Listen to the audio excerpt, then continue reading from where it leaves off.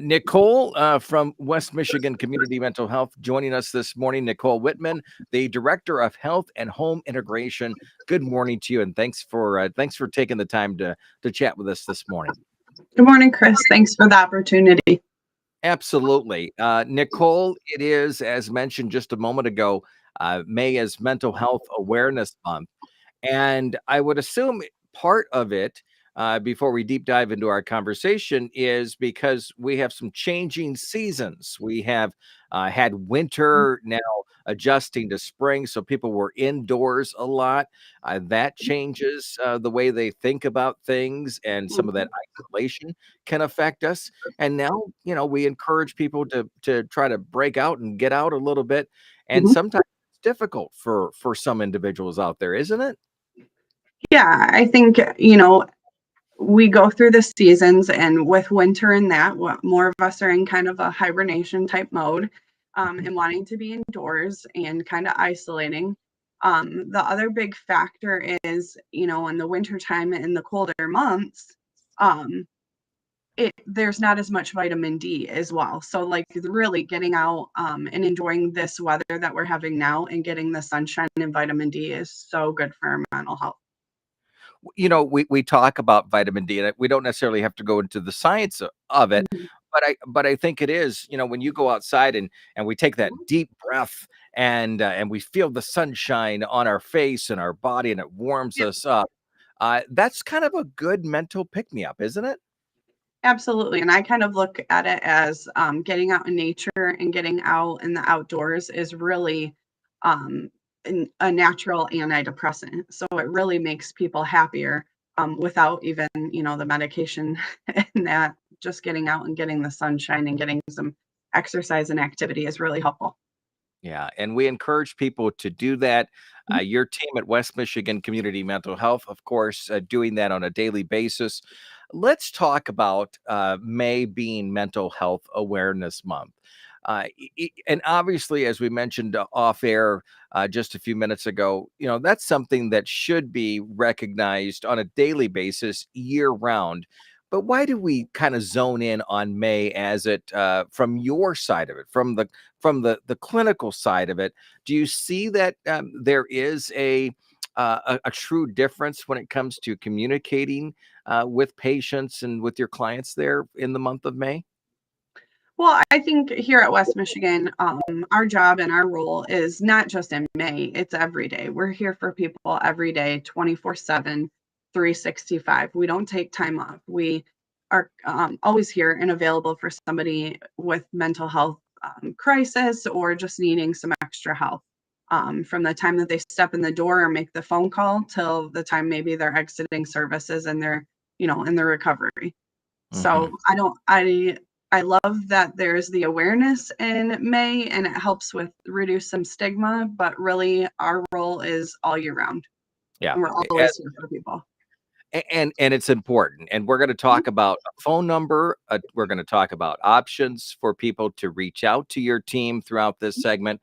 But let's deep dive into identifying kind of concerning behavior when it comes to signs and symptoms of mental illness or even mental health issues. And I would assume that's a gamut. It's going to be all over the place, but there has to be some particular signs that really break through, right? Yeah, I think it's very individualized. Mental illness isn't one size fits all. So, maybe your loved one or your friend is kind of withdrawing and maybe not wanting to go participate in things and staying home more. So that could be kind of a sign of depression that we need to kind of watch out for. Or maybe they're having a lot more anxiety and panic feelings, and they're maybe talking to you about feeling some chest pain and things like that that could be related to anxiety and panic. um, in certain times of the year, we have people that struggle more with PTSD, the post-traumatic stress disorder. So, just being mindful of those kind of symptoms. But like, I would be looking for, the withdrawn, the depression, the anxiety. Maybe if they're having if you notice that they're hearing voices or maybe seeing and responding to things that maybe are in front of them that aren't in front of you. So they're maybe seeing things that aren't necessarily there. Those are all signs that maybe they could use some extra supports and some extra help, and we're here to help. I have a question. You mentioned PTSD, and there's a I don't know if it's a stigma or if it's a if it was just branded quite a bit over the years as, you know, associated with military and Mhm. veterans and such. But PTSD, it can affect anybody out there. Is that correct?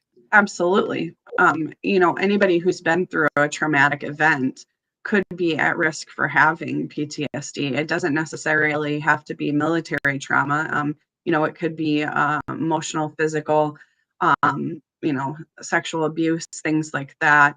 Even from childhood, adulthood, it could be anything that, they've been through very traumatically that could cause that or And bring it on. what about symptoms? Are we identifying? I was curious about this. Is that sometimes it takes another person to see those symptoms, Mhm. but do we personally, are we able to see our own symptoms and identify what we're going through in some cases? I think is I think it depends on the person, on the situation. I think maybe in the beginning when you're first starting to have maybe some depression or anxiety, you might not recognize it right away. But watching out for those cues, usually families, friends, loved ones will start to point things out, and it will make sense in the long run um, Yeah. that you're having some, mental health concerns that maybe we could help with support. If you're just joining us, we're talking with Nicole Whitman. Nicole is the director of health and home integration at West Michigan Community Mental Health. May is Mental Health Awareness Month. It's an opportunity for us to be able to identify that maybe we're going through something. Maybe we have friends or family members or coworkers that are going through things. And Nicole, we tend to lean on this particular crutch sometimes when we say that in today's environment, there is so much that can factor into mental health and damaging our health. Is it more than ever that we are surrounded by, um, triggers? I guess it would be. Does that make sense a little bit? I think that there's lots of different things that can trigger,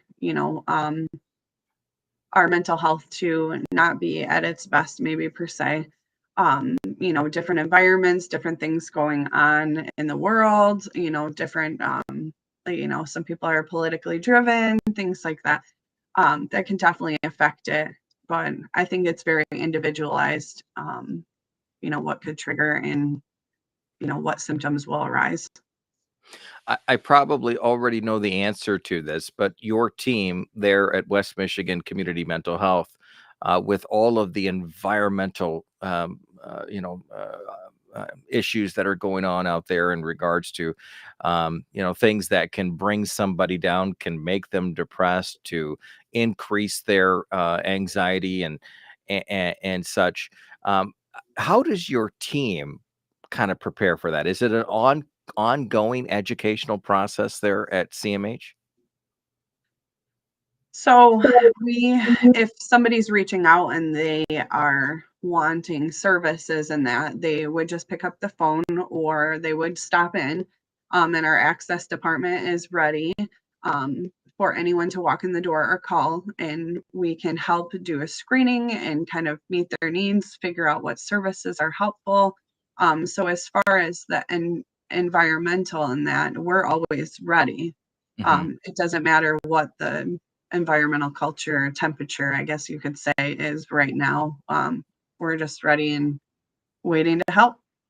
And we're gonna share that phone number here in a moment, that 800 phone number, but that's important for people to understand that when they do, call West Michigan Community Mental Health 24/7, that somebody's gonna pick up the phone and be able to communicate with them, and in most cases, on their level, be able to, understand what they're Yep. going through and be able to take them to the next step. Is that right? Absolutely. We even, we have people at night. We have our 24/7 mobile crisis, so they can kind of meet you where you're at if you're in a mental health crisis. Um, you know, so there is somebody readily available that doesn't sleep. Yeah, absolutely. Hey, here's a question for you. How do we communicate with somebody who is experiencing mental health issues? Maybe help to reduce kind of the stigma, even in kind of just general conversation, if you don't mind. I mean, and I extend that question with. We had a segment on the radio just the other day talking about if somebody was in a rough mood or a rough patch, Mhm. that we don't necessarily step in and try to be the superhero and Right. bring their energy up right away. Mhm. Um, so, how do we transition into at least helping them somehow? I think the biggest thing is really meeting people where they're at. So if they want to talk, then talk. If they want you to just listen and provide active listening skills, then you just actively listen and let them get out what they need to say. I think after you're done with the active listening, it's really important to give validation. So validate their feelings, validate where they're at. I would never try to challenge their thought process in the Mhm. respect of, like if someone's in a mental health crisis and they're saying that there maybe there's some paranoia or some voices or they're seeing things, I would never challenge that and say, well, that's not really happening. Because that's not helpful. That's actually going to escalate the situation. So Yeah. really coming in with no judgments, and just having really good active listening, provide the validating feedback. And then, when they're ready, then you're offering support. Can I help link you with services? Do we maybe need to go to the ER so that you're safe? Mhm. Things like that. So just really coming in it with a non-judgmental, non-confrontational attitude, um, and presence. That's really positive. And because you also don't want to come into it with a negative tone, because that will kind of spiral things worse as well. But Yeah. again, just making sure you're non-judgmental, having your active listening, you're validating, and then you're offering your support. And I would assume that it's not like a chalkboard in the sense that, their emotions are written there and then we can quickly erase that. Right. Sometimes it takes that additional help and next step. It's not where one conversation or just a few minutes of chatting with somebody makes it all better, right? Absolutely. No, and a lot of times, some of people's symptoms in that this has been years of being buried or years of trauma, or you're not going to fix it in a 10-minute conversation. There is, and we don't want to fix things. We want to help support them so that they can aid them in their recovery. Yeah, absolutely. Mhm. Good information that we are unsurfacing this morning with the team from West Michigan Community Mental Health. Nicole with us, if you're just joining us. Nicole Whitman, Director of Health and Home Integration. Nicole, there are so many branches that people can reach out to for help as we explore May and Mental Health Awareness Month. They can reach out to your team right there at your office. And what other opportunities? And you serve three counties, Mason, Lake, and Oceana County, so a vast, large area. But what other opportunities do they have to connect with CMH?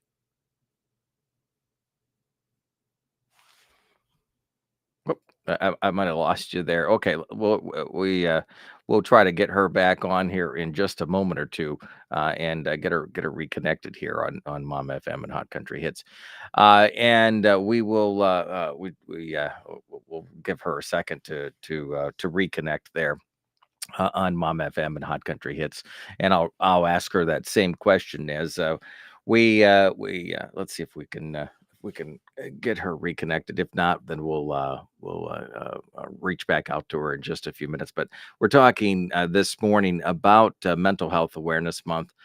It is May, and Mental Health Awareness Month is not only a big topic now, but obviously throughout the whole year. West Michigan Community Mental Health has the phone numbers to reach out to. That's the 800-992 2061. And I just got the notification that she's back on. So let's bring Nicole back in. Nicole, there you are. So You uh, were frozen on my end. It yeah, looked like. not a problem. We're glad that you're joining us. I'll Mhm. repeat that question that I was asking just a moment ago, and that was, they can reach out to you at your office. You're serving the Mason Lake, Oceana County area, Mhm. but what are their opportunities? There's a 988 number. Is that right? Yep. There's the 988, the suicide awareness uh, telephone number. So anybody can call that across the country. So that's always available. And then we have our 1-800 number that you can call. Again, you can stop in. We're open, Monday through Friday. Most days are 8 to 5. We do have a late night in Ludington until 7 p.m. And then part on Wednesdays is 7 to 6 p.m. All right, So good. we do have a little bit of alternate hours as well. And for our listeners that only speak Spanish, as an example, Mhm. um, can you help them as well? Absolutely. We do have interpreters that we can use on demand at any time. All right, that's great. Mhm. And that 988 number that can there's somebody that is bilingual there. You can text that number, I guess, as well. Is that right? Yes. Yes. Okay. Good information. Let's dive in as our listeners join us this morning here, and we're talking with Nicole Whitman from West Michigan Community Mental Health. You have this green silicone bracelet campaign going. It's an opportunity for people to pick those up. What's the background in regards to that? Tell us about that. So May for Mental Health Awareness Month, is the color green. So we have these little bracelets at each of our sites, at all of our main offices. It's got our CMH logo and it's got our tagline of the renew, rebuild, recover on them. So yeah, you can pick those up. We have All lots of right. those.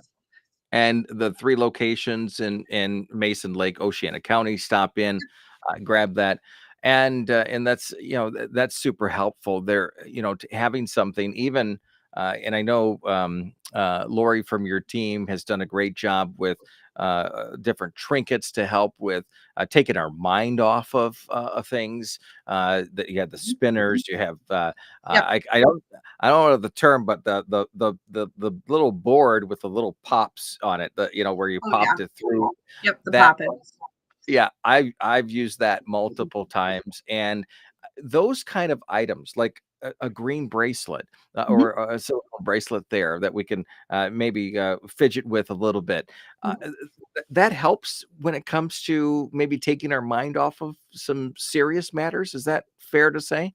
Yeah, absolutely. One of my favorite, so Lori does a great job with all of our trinkets, as we call them, but all of our swag and different, sensory objects Hmm. that we can pass out. So one of my favorite ones, though, I have it actually on my laptop, is it's a sticker. It's a sensory sticker, so it has like a feeling on it, but then also it has how you deep breathe written right on it. So it's got the different deep breathing reminders on it, so it's just a really good reminder. Those are probably one of my favorites to give out to people That's pretty because cool. we got to Uh, make sure we're breathing. Yeah, absolutely. Great information. You can tell, and I hope the listeners are hearing this, and if they're viewing it on our YouTube channel or our Facebook page right now, is that West Michigan Community Mental Health, you have become the resource And of course, there's a lot of agencies out there and such, but you drive every day to help those in the Ludington area, in the Baldwin area, the Hart, Pentwater, Whitehall, everywhere that we can access West Michigan community mental health. You want to be able to help people, and there Mhm, are different. And I say this is that, and I grew up in a very small town, and I know that there's differences from growing up in a very small town versus growing up in the city. There's so much different mhm. things that can affect us. But you've got to be kind of ready for everything when it comes to the team at CMH, right? Absolutely, but I think most of us, I mean, I speak for probably most of the employees at West Michigan. This is what we get up every day to do. We want to help people and we want to help our communities. Hmm. So this is what gets us out of bed every day. Yeah, yeah, for sure. Mhm. Well, we appreciate you doing that a lot. Well, we People, appreciate our partnership with you, Chris, because these segments that we get to do with you also help spread mental health awareness as well. well, we're glad to do it, and I appreciate you saying that. And Mhm, I know that I learn from our conversations, and I know that the listeners are pulling some details from it. And hopefully these are segments that we can learn something that will kind of resonate with us for a mhm, lifetime. And if we can help ourselves, and if we can help others, and especially as you mentioned, identifying those symptoms, identifying some of those red flags that are out there. mhm, uh, it's amazing what we can do when we have just a little bit of knowledge behind us, I guess, mhm. right? Yeah, and I also want to just give a shout out. Our Facebook page also has some wonderful resources. Our PR department, they put out lots of different educational contents. So there's different, self-help things. There's different, different exercises and things like that. There's all different resources on there. So I highly recommend, if you're having a struggle day or a harder day, maybe to check out the Facebook page because there's usually some different ideas that you can try and help with on there. Very good information to share. We talked about the symptoms, the signs, the information that is out there at our fingertips, as you mentioned, with social media. You've got the website.